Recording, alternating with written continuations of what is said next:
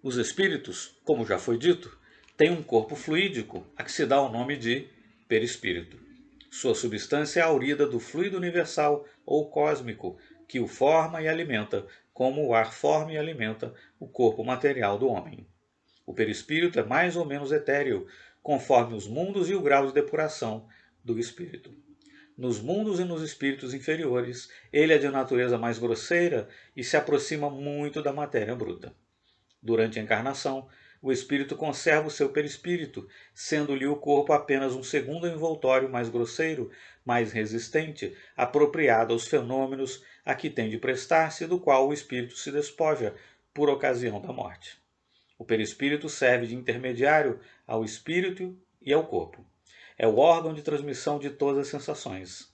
Relativamente às que vêm do exterior, pode-se dizer que o corpo recebe a impressão, o perispírito a transmite e o espírito, que é o ser sensível e inteligente, a recebe. Quando o ato é de iniciativa do espírito, pode dizer-se que o espírito quer, o perispírito transmite e o corpo executa. O perispírito não se acha encerrado nos limites do corpo, como numa caixa.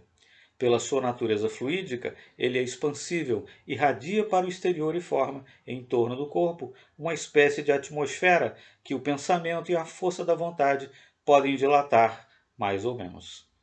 Daí se segue que pessoas há que, sem estarem em contato corporal, podem achar-se em contato pelos seus perispíritos e permutar, a seu malgrado, impressões e, algumas vezes, pensamentos por meio da intuição.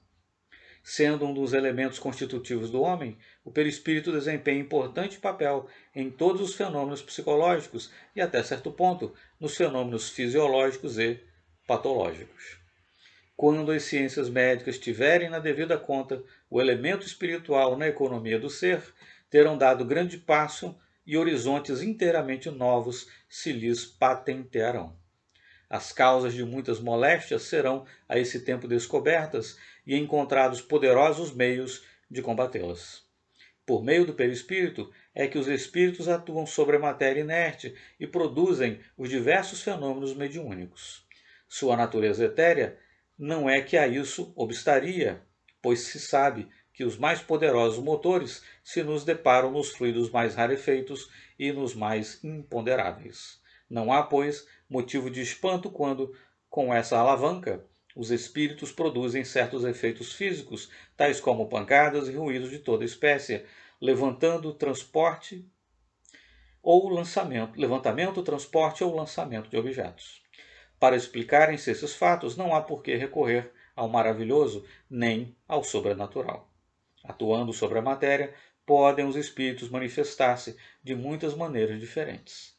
Por efeitos físicos, quais os ruídos e a movimentação de objetos, pela transmissão do pensamento, pela visão, pela audição, pela palavra, pelo tato, pela escrita, pelo desenho, pela música, etc.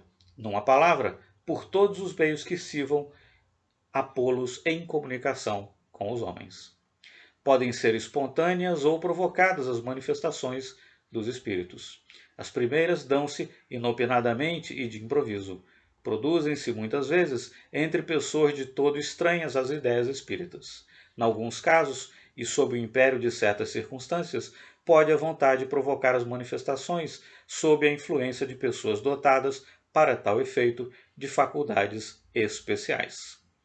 As manifestações espontâneas sempre se produziram em todas as épocas e em todos os países. Sem dúvida, já na antiguidade se conhecia o meio de as provocar, mas esse meio constituía privilégio de certas castas que somente a raros iniciados o revelavam, sob condições rigorosas, escondendo-o ao vulgo a fim de o dominar pelo prestígio de um poder oculto.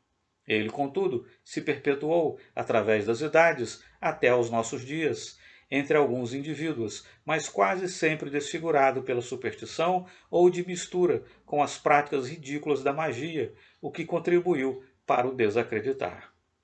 Nada mais fora até então senão germens lançados aqui e ali. A providência reservara para a nossa época o conhecimento completo e a vulgarização desses fenômenos, para os expurgar das ligas impuras e torná-los úteis ao melhoramento da humanidade, madura agora para os compreender e lhes tirar as consequências.